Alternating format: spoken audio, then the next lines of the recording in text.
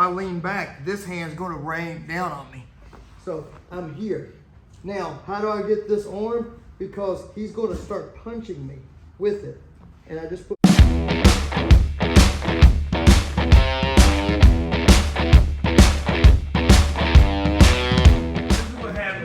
in my guard, and I'm holding his head, and normally what happens is, this sounds weird, but I can dictate which arm he's punching with a little bit. So if I held his head with this hand, he's probably going to punch with the, does that make sense? Yeah. Because his brain feels like my arm's in the way.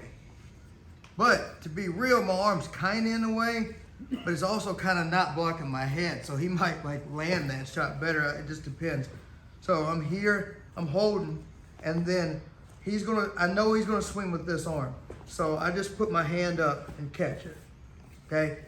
With the problem people have with catching punches is I can't catch a punch from here. I'm not trying to catch his hand because that's really hard to do. I just block that area that it's going to. I might be able to catch his bicep, but really he swings at my head, I go like that, and I caught it. I can't dictate where his hand is.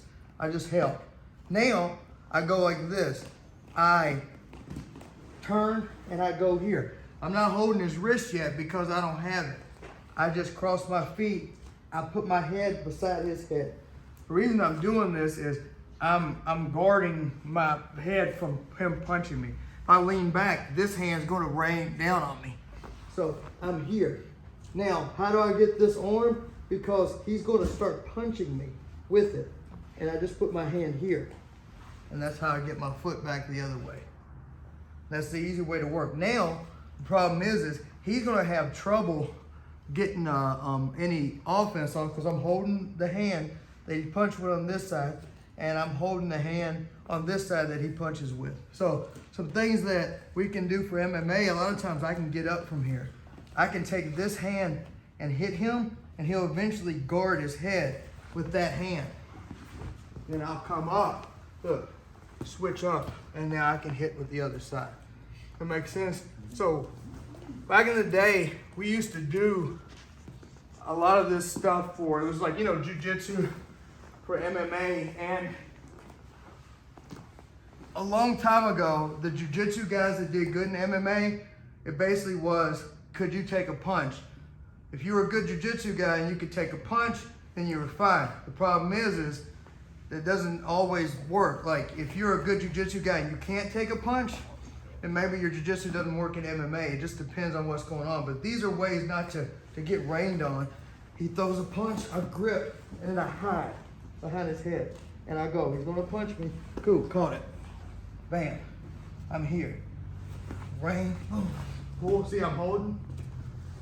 Repass, here with the punch, okay? I know this isn't an MMA class, but like it's cool when you're watching some of the fights, you can see why people do certain things. He's hip to hip. If he put his leg in the middle, he'll get knee bar. That's why you don't see people do that, okay? Some of you guys just learned a knee bar just now because y'all didn't know. But that's just some stuff that you can do from there. All the submissions work very similar, but let's go over a guillotine from this same spot. So look, I'm here, I'm holding his hand. This foot is gonna go here on the floor, and I push away. So I set up, see how I'm setting up? Now I keep this foot here, and I go for the guillotine. Go under the chin, and I lock my hands up. I pull my hands up, and I keep this foot on the hip, so he can't like get too close to me. So that foot stays there.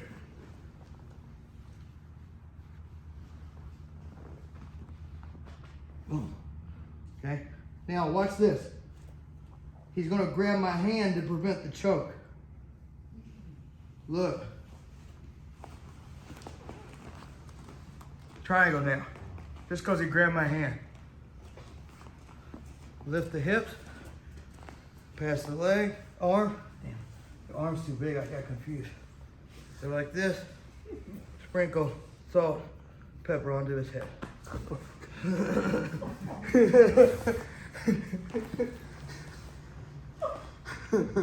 right, let's go. 1, 2, 3.